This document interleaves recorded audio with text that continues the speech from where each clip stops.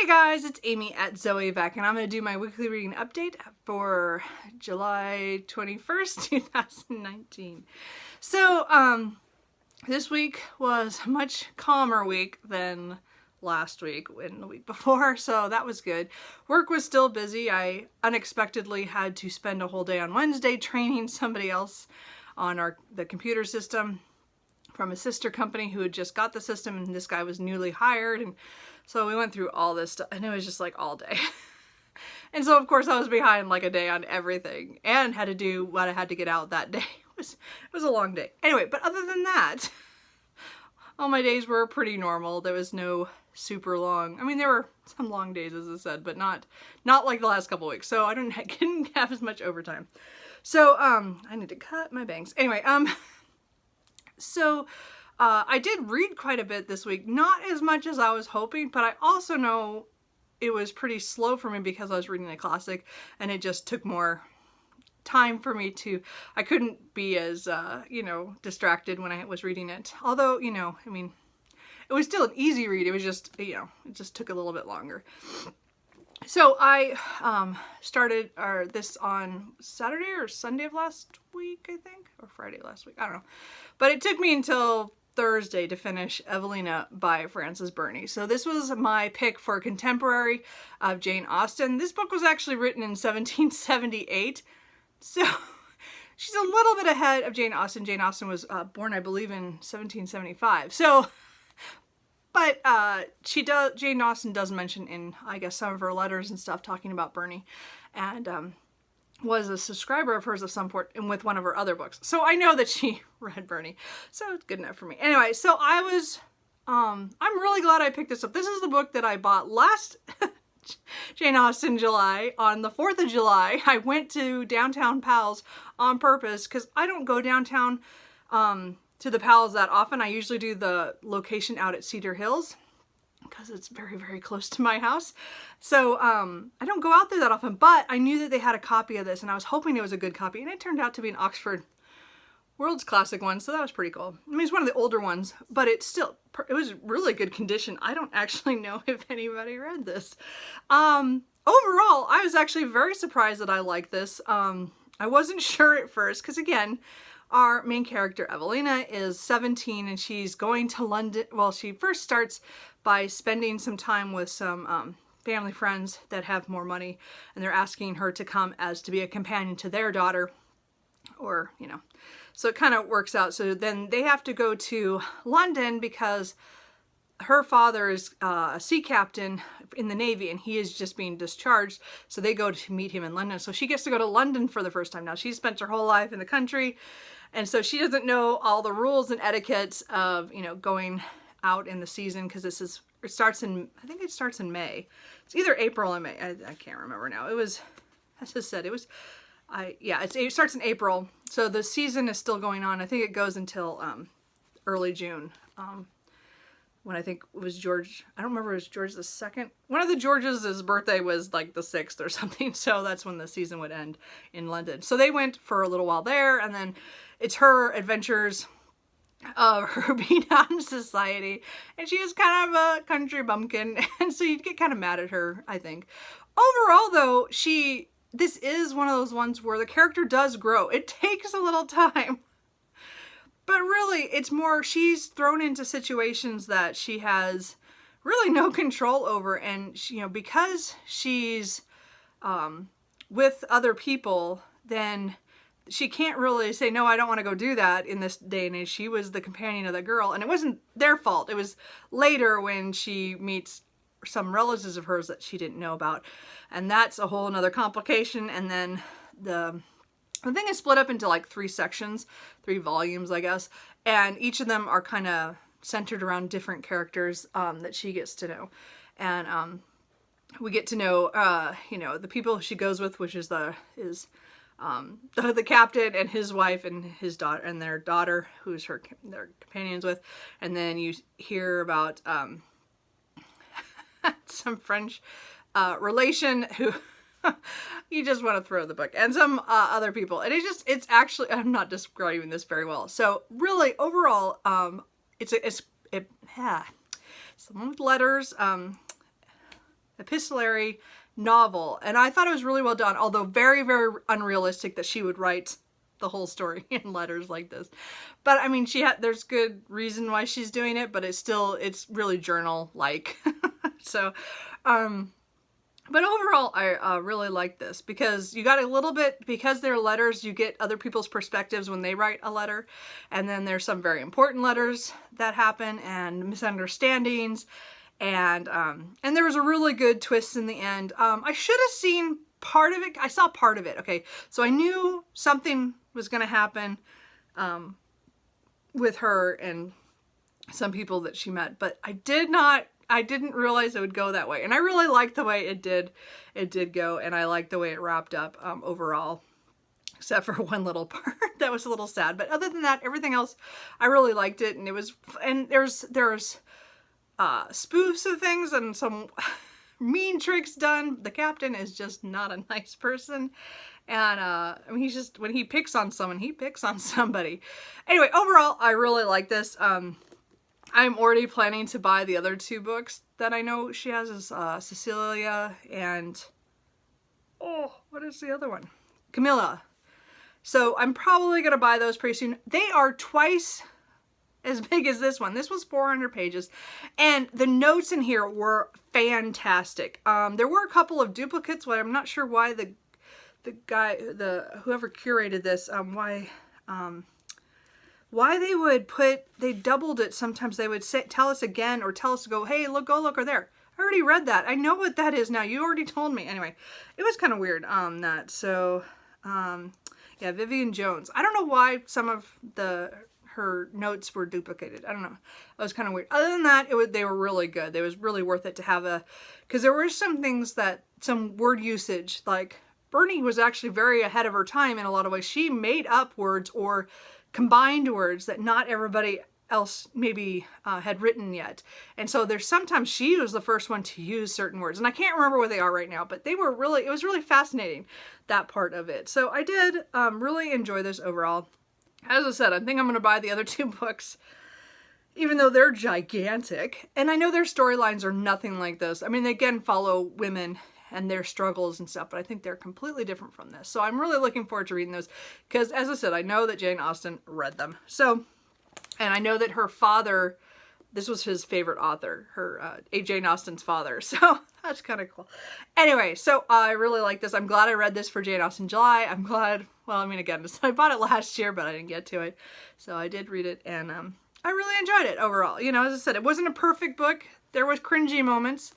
But overall, I really enjoyed it. I also finished my nonfiction book on Jane Austen at Home by Lucy Worsley.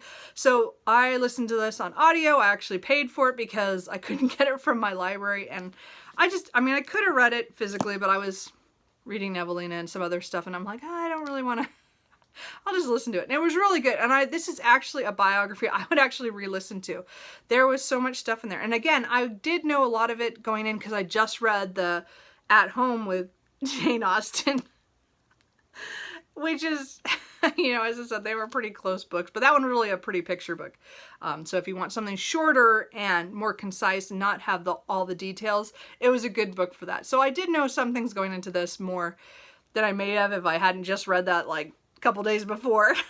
But overall, this was really well done. I really liked her style. There's only a few times she intersected herself of things that she thought maybe, because nobody knows the answer, but she would say what she thought happened or maybe not happened, or, you know.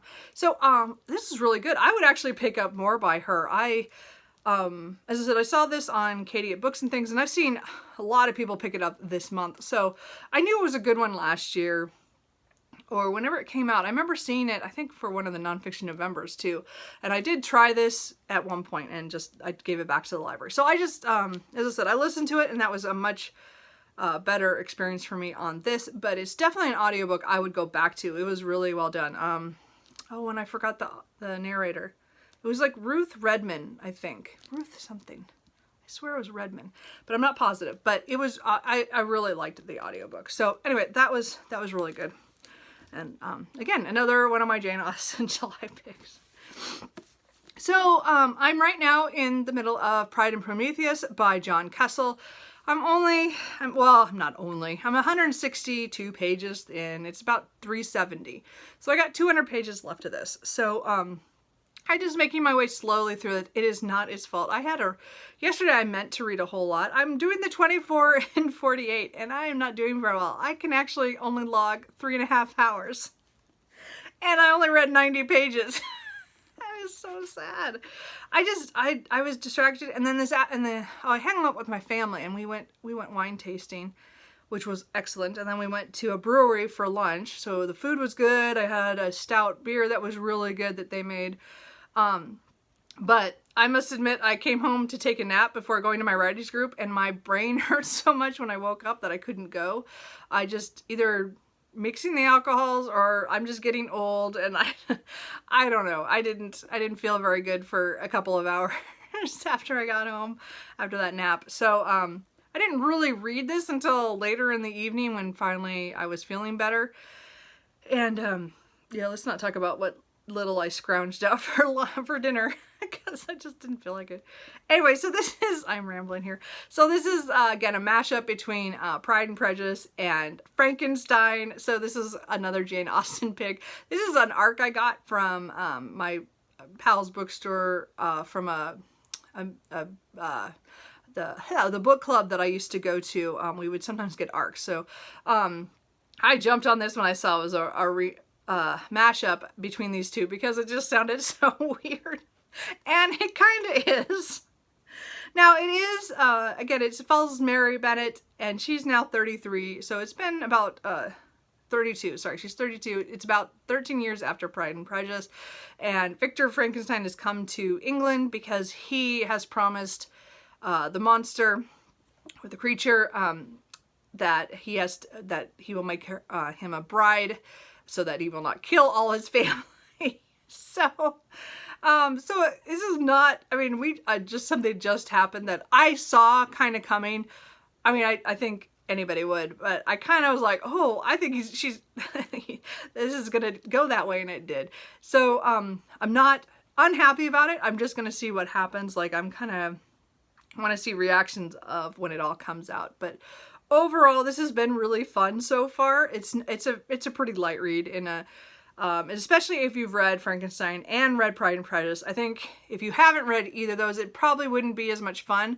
I would definitely suggest reading the texts first, those two, the originals first, and then come to this like ready for fun, because you get to see all the little details that you would know from those books. And I mean, it's not, I said, it's not perfect, but it's just fun so far. So anyway, I'm enjoying that. I'm just not done with it yet. Who knows if I'll get done today? I don't know. I plan to read a lot for 24 and 48, but I'm not anywhere near.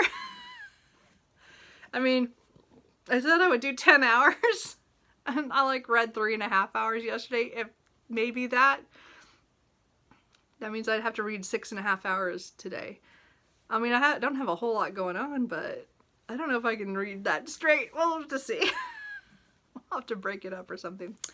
I am also, my next audiobook was The Witchward Crown by Tad Williams, and this is the first book in The Lost King of Ostenard that I rave about. I'm rereading this by audio, so that I can read, Empire Grass. And I've had that since May, and I really want to read it, but I just have not been a real big fantasy moon. But I feel like I'm gonna attempt this now. This audiobook is freaking long. It's like 38 hours. It's gonna take me forever. But I figure if I get through this, get a good chunk of it done in July, and then early August, maybe I can finish it. I don't know. It's a lot of hours to be audiobooking. But so far, I'm still really enjoying it. I'm not sure how far I am. I forgot to check because this morning I did listen to it. I'm probably about 40. Oh yeah, I'm like 36 pages in. So I'm not very far. And again, it's like 700 pages. So I'll be listening to this for quite a while. But again, this is the one I'm going to be listening to just really in my car. Or if I have chores around the house, like I'll do it that too. But I hope I don't have any chores. So I'm really, that's really fun. Anyway, so then once I finish Pride and Prometheus, I will move on to the rest of the Reading Rush TBR. So I do have that up, that I am going to do that this year. Again, this is formerly Booktubeathon. So these are the books that are the next ones I want to read. Most of them are Jane Austen July, because I still have so much stuff that I own that's, you know, Jane Austen July, you know, inspired. So we're going to try to get through a lot of that, but we'll see how it goes. As I said, this week I shouldn't have huge amount of overtime, so I'm hoping I'll have plenty of time to read. I mean, again, I'm going to try to listen to the audiobooks as well. I'm trying to finish The Calculating Stars because I need to finish that book, and I just need to sit down and do that. So that's why it's on one of the prompts. Anyway, so that's kind of it. Not super different from Friday. But I did want to talk about the books that I did complete. So anyway, are you guys doing the Reading Rush? Do you guys have TBRs up? Let me know. And also, are you guys still enjoying Jane Austen July? Man, I'm just, as I said, this is one of those readathons for the month long that I really enjoy. As I said, there's like 3 of them.